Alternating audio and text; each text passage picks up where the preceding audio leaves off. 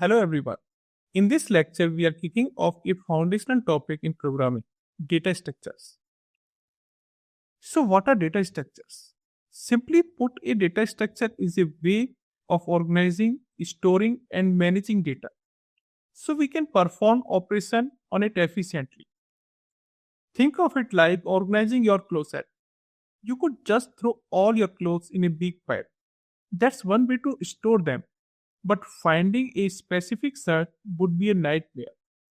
Instead, you probably use shelf, hangers, and drawers. These are your data structure. They make it easier to add new clothes and find the ones you need. In programming, the data structure you choose can dramatically affect your application performance. In this lecture, we will start with two of the most fundamental data structure in JavaScript, array and string. An array is the most common data structure you will use. It's essentially an ordered list of values. Each value is called an element and you can access it using a numerical index. The most important thing to remember about JavaScript array is that they are zero indexed, meaning the first element is at index 0. To access an element, you use its index. This is very fast operation. Its time complexity is constant time or big O 1 because the computer knows exactly where to look no matter how big the array is. Because array are mutable, you can change their elements, which is also an big O 1 operation. You can find out how many items are in an array using the dot length property of array. This is also an big O 1 operation because JavaScript keeps track of the length internally. JavaScript gives us a rich set of built-in methods to work with array. Let's look at the most essential ones and their time complexity. So let's see some examples here. Here we have one array, colors, that contains the element red and green, and we want to insert a new element at the end. So we use push method for this. This is usually very efficient. We call its complexity amortized big O 1. Most of the time it's constant time, but occasionally the array needs to resize itself, which takes a bit longer. But on average, it's very fast. If we want to remove the element from the end, we use pop method. This is always a big O 1 operation. Then now what about the beginning of the array? If we want to remove the element from the beginning or if we want to insert a new element at the beginning. So in JavaScript we use unshift and shift method. So to add an element with unshift or remove one with shift, the computer has to re-index every other element in the array. If the array has n elements, it has to do n operation for this. This makes them linear time or big O n operation. So remember, adding and removing from the end is cheap. Adding and removing from the beginning is expensive. Next is iterating over array.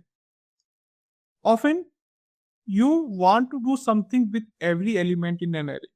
Method like for each, map, and filter are perfect for this. But they all share the same time complexity, big O n, because they have to visit every single one element of the n elements to do their job. In this example, we can see we are using for each method. So this for each method will apply this function on each element. Okay. So output will be look like 2, 4, 6, 8, 10. In next example, this .mem method will create a new array that will contain the doubles of each element. So for this, it will also fetch each element from the array, and it will this operation number into 2 will be applied on each element. And this filter method This method also create a new array with elements that pass a text. So what is the test here? We are checking the number is a even or not. So this test will be checked with every element of the array. And those elements will pass this test that will be moved to the new array even numbers.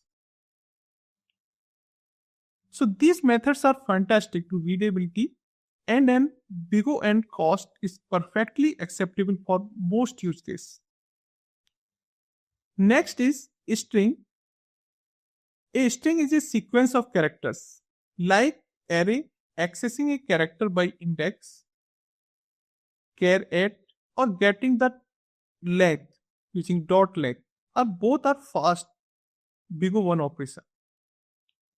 Here the key difference, strings are immutable. You cannot change them.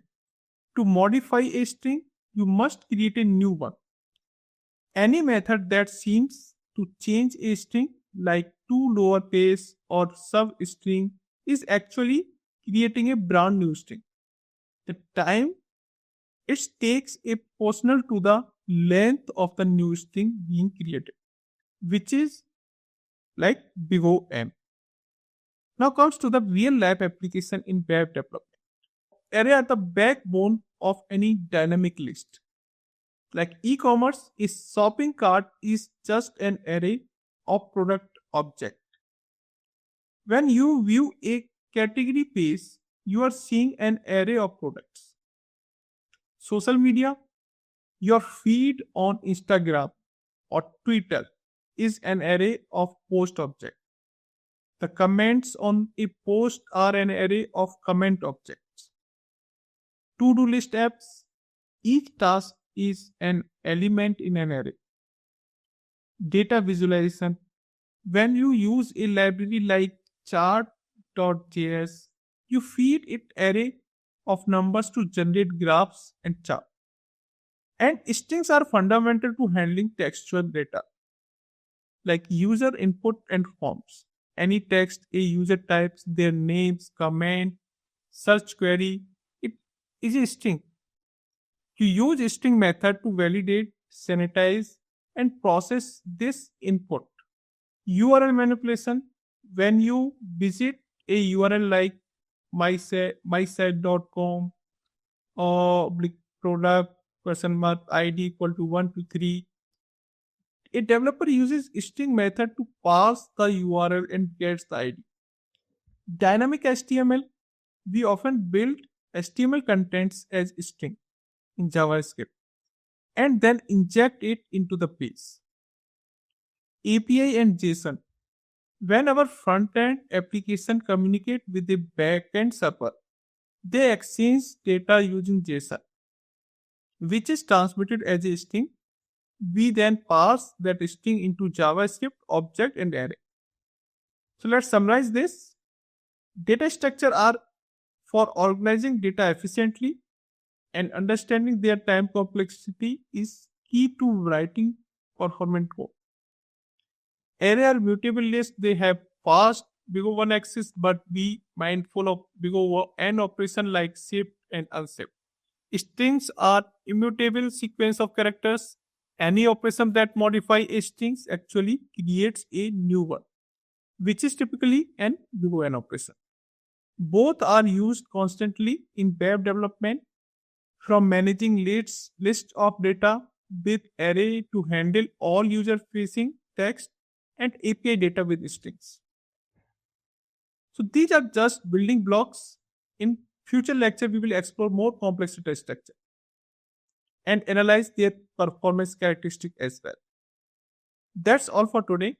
I encourage you to open up your code editor and play around with these methods and think about their performance cost. It will make you a much stronger developer. Thanks for watching.